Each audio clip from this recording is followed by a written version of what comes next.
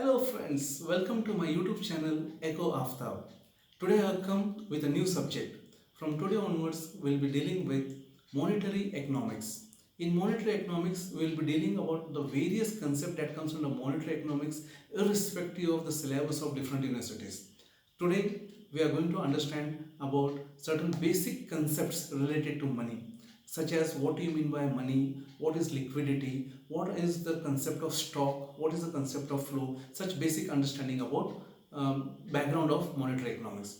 Later on, we'll go on for understanding what is barter system, the inconveniences of barter system, and then we'll move on to money, how money has evolved over a period of time, and what is the role of money, and how we see the role of money with regard to price rise. So there will be understanding about value of money. In value of money, we'll be discussing about cash transaction approach, cash balance approaches, and the new recent trends that have come with regard to value of money.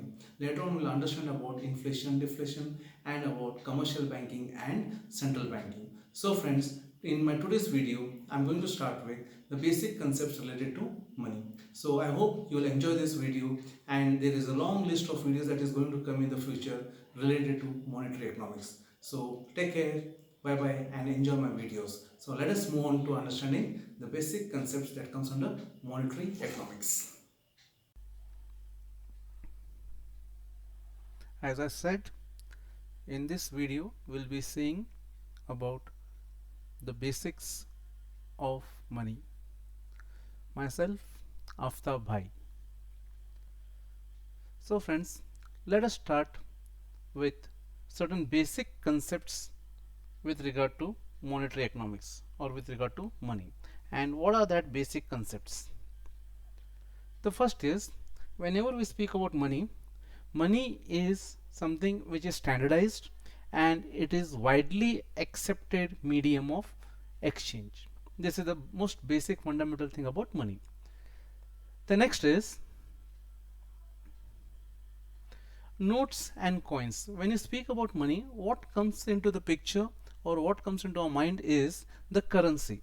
So whenever we speak about notes and coins, remember we are speaking about the narrow form of money. This is the narrow form. So notes and coins, or you can say currency, is the narrow form of money. The next is wealth. Beyond currency is wealth, that is broader than money. It includes both money and non-money assets. So when you speak about money, it is a medium of exchange. In that, if you go ahead, there is something called as narrow money, which is with regard to notes and coins. If you include wealth, then it becomes broader than money, and it includes both money and non-money assets. The next is stock and flow. Whenever we speak about stock concept and flow concept, income is a flow concept. It keeps on coming and we will be spending that money. But when we speak about money as such, it is a stock variable, because whenever we speak about money, we are speaking it with regard to a particular point of time. So this is what is important. So when you speak about stock, here what is important is the time element. This is, we are speaking about a particular time, point of time. And flow, here income is a flow concept. This is over a period of time.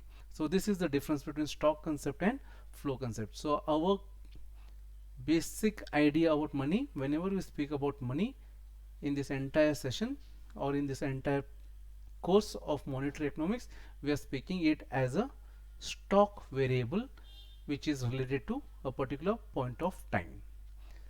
The next is liquidity. So whenever we speak about liquidity, what does liquidity mean? Liquidity, it means the ability of money to convert itself to any good, to anything except itself. That is, buying the goods and services with the help of money shows that money is one of the most liquid asset.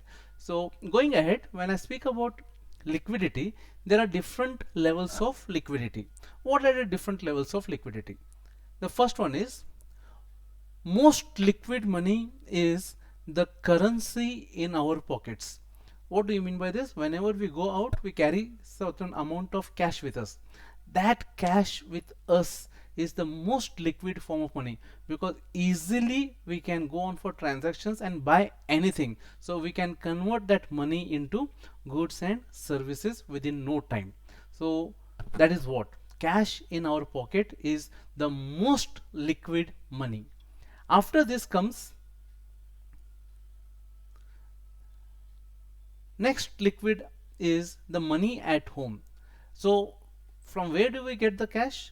Normally we carry the cash which is at home in our pockets. So money at home is next liquid compared to money in pockets. So normally we keep money under the mattresses, or we keep the money in the almirah. So this is for instant use. We can take the money from home, we can go to the market, and we can buy goods and services. So money in pocket is the most liquid asset. Next to money in pocket is money at home. After this comes less liquid is money in savings account in banks. We have money in our savings bank, we cannot easily buy it. We need to go to the bank, we need to withdraw that amount. It may be through bank or it may be through ATM machine. After withdrawing, we can go on for transactions. So it, as compared to money in pocket and money at home, money in banks is less liquid. So going to ATM, swiping the ATM card, or going to the counter, uh, single window in the bank, and uh, filling up the withdrawal slip and withdrawing the money, it's a long process compared to money at home or money in the pocket. That is the reason it is less liquid. After this comes least liquid. So what are the least liquid? It is money is there, but we cannot easily buy anything out of it. So it may be in the form of fixed deposits, or it may be our assets in the form of share certificates, jewelry, it may be our house, property, and all those things. So these things form our wealth. And as I told you, wealth is a broader concept of money, and it is the least liquid form of money, because easily we cannot buy anything out of it. We need to convert this assets into money, and after converting into money, we can go on for buying something out of that money. This is all about the different levels of liquidity. Now comes why money? Why do we need money? We need money because of the inconveniences of barter system. So barter system has had lot many difficulties, because of which money has come into existence. So because of the inconveniences of barter system, money came into existence. Now the question is, what type of inconveniences? So this answer we will see in our next video with regard to what is barter system, what are the difficulties of barter system, or the inconveniences of barter system. So friends, till then, take care, bye bye, and thank you very much for watching my videos, Understanding Economics with Professor Aftab. Take care, tata, bye bye.